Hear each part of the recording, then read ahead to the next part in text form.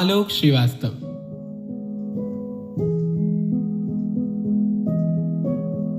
घर की बुनियादें दीवारें बामो दर थे बाबूजी। घर की बुनियादें दीवारें बामो दर थे बाबूजी। सबको बांध के रखने वाला खास हुनर थे बाबूजी। 3 मोहल्ले में उन जैसी कद काठी का कोई न था। अच्छे खासे ऊंचे पूरे कद आवर थे बाबूजी। अब तो उस सूने माथे पर कोरेपन की चादर है। अम्मा जी की सारी सजधज सब जेवर थे बाबूजी। भीतर से खालिस जज्बाती और ऊपर से ठेठ पिता। भीतर से खालिस जज्बाती और ऊपर से ठेठ पिता। अलग अनूठा अनबूझा सा एक तेवर थे बाबूजी। कभी बड़ा सा हाथ खर्च थे, कभी बड़ा सा हाथ खर्च थे, कभी हथेली की सूजन। कभी बड़ा सा हाथ खर्च थे, कभी हथेली की सूजन। मेरे मन का आधा साहस आधा डर थे बाबूजी।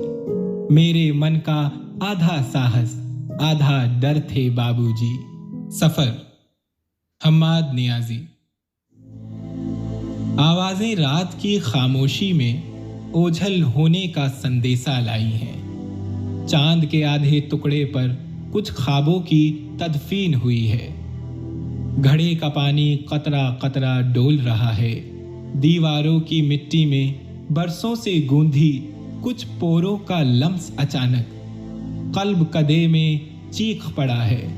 रात के काले तवे पर वहशत की रोटी पकने को तैयार पड़ी है। घड़ी की दीमक सांस का नादीदा दरवाजा चाट रही है।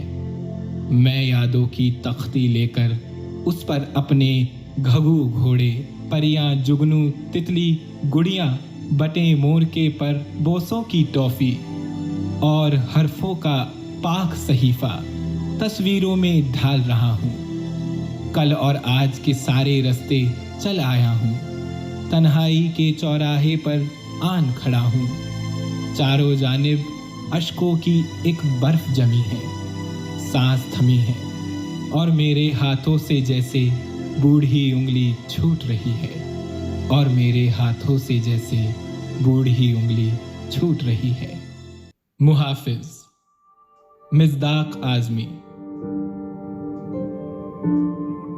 जो तेरी नींदों को जागता था, जो तेरी खांसी को खांसता था, जो तेरी बारिश को भीगता था, जो तेरी सर्दी को हाँफता था, जो अपने हिस्से के सारे लुक़्मे तुझे खिला के डकारता था, जो अपने हाथों के सख्त छाले छुपा के तुझको दुलारता था, जो अपने कपड़ों में तेरे कपड़े के नाप रख रख के नापता था, जो तेरे जिंदा की कैद तुझको रिहाई दे करके काटता था, जो तेरे आंसू को अपनी आंखों से सोचता था और पोंछता था, तुझे चलाने के वास्ते जो हर एक मौसम में दौड़ता था। वही ये बूढ़ा, वही ये लागर, वही ये अपाहिज, वही ये पागल, वही ये वहशी, वही ये भूखा, वही ये नंगा, वही निकम्मा है बाप तेरा।